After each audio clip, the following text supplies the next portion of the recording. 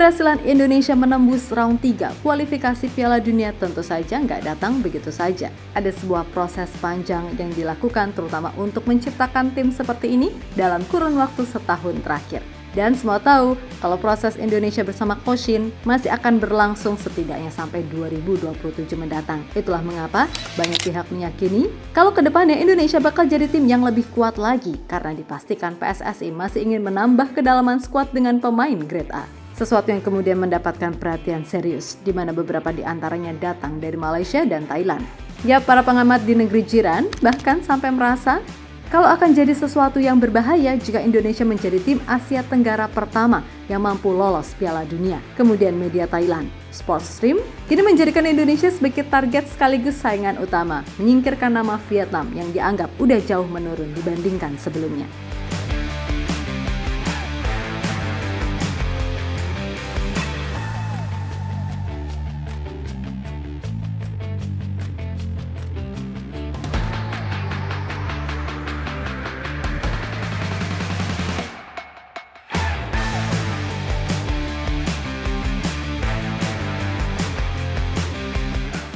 Tak bisa dipungkiri kalau saat ini timnas Indonesia sedang mendapatkan banyak sorotan terutama dari tim-tim pesaing di kawasan ASEAN. Hal itu tidak terlepas dari keberhasilan Indonesia menjadi satu-satunya wakil ASEAN di round 3 kualifikasi Piala Dunia 2026.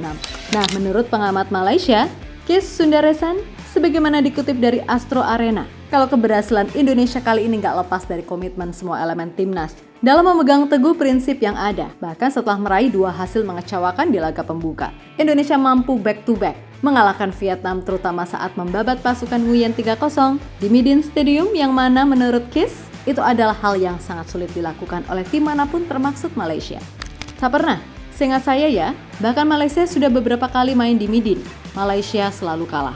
Waktu saya tanya ke para pemain tim nasional waktu itu, seperti Zakwan, bahwa main di Midin itu susah.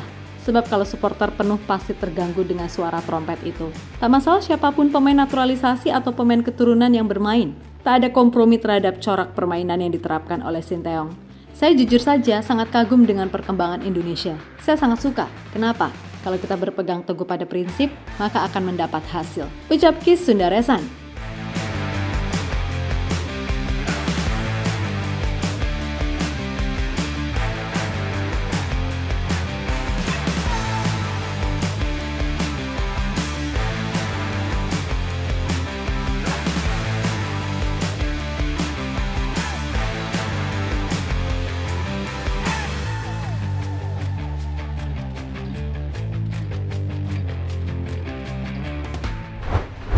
Yap, tak lama setelah itu pengamat yang satunya, yakni Faiz Gurun, bahkan mengaku akan jadi sesuatu yang berbahaya jika Indonesia mampu lolos Piala Dunia.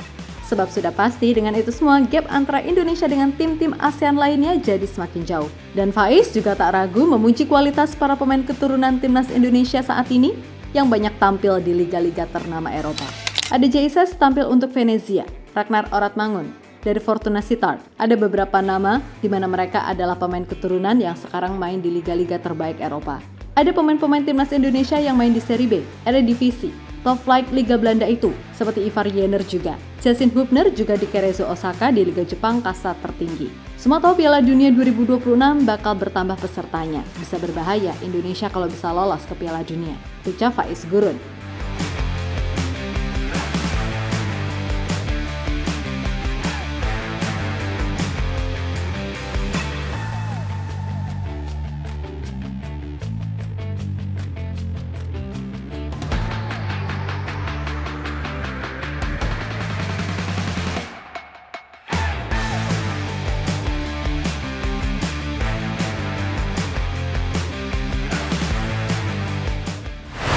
Sementara itu, ada media Thailand, Sportstream, yang dengan tegas mencatat bahwa rival utama mereka saat ini adalah Indonesia, bukan lagi Vietnam. Bahkan dengan progres nyata yang ada di timnas Indonesia dengan para pemain dari Eropa, menjadikan skuad Garuda sebagai target alias patokan yang mesti dicapai tim Thailand dalam beberapa waktu ke depan. Karena jujur saja, dengan segala hal yang terjadi, Indonesia kini benar-benar jadi tim Asia Tenggara yang paling sering mendapat sorotan dari media internasional. Terlebih apabila nantinya para pemain baru datang, membuat peluang Indonesia untuk mencapai putaran final Piala Dunia pun dirasa bukan hal mustahil.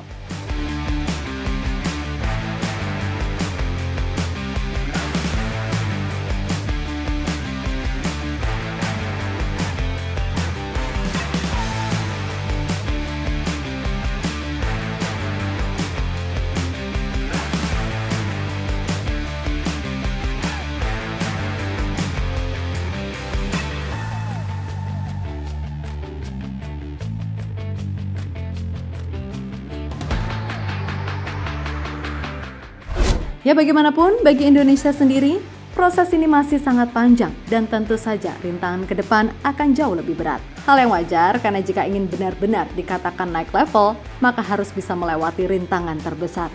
Dari situ kita bisa melihat sejauh mana kekuatan timnas Indonesia itu. Tentu masih banyak hal yang harus diperbaiki, terutama soal kedalaman skuad. Karena jujur saja dengan skuad yang ada sekarang, cukup berat untuk bersaing dengan tim-tim kuat Asia. Sebab akan ada 10 pertandingan yang harus dilakoni timnas Indonesia di round 3. Yang mana 5 home dan 5 away. Sudah pasti melihat jadwal yang ada, dibutuhkan kedalaman skuad yang lebih bagus dan itu harus merata di semua lini. Terutama ya sudah pasti sektor kiper dan penyerang. Maka dari itu kita semua berharap semoga saja pemain seperti Kevin Dix, Ale Romeni, Michel Gers, Jairo Redewald, sampai Martin Pais bisa segera menjadi bagian dari timnas Indonesia untuk mengarungi persaingan di round 3. Barulah setelah semuanya sah bergabung, kita boleh bermimpi untuk menembus tebalnya dinding dunia.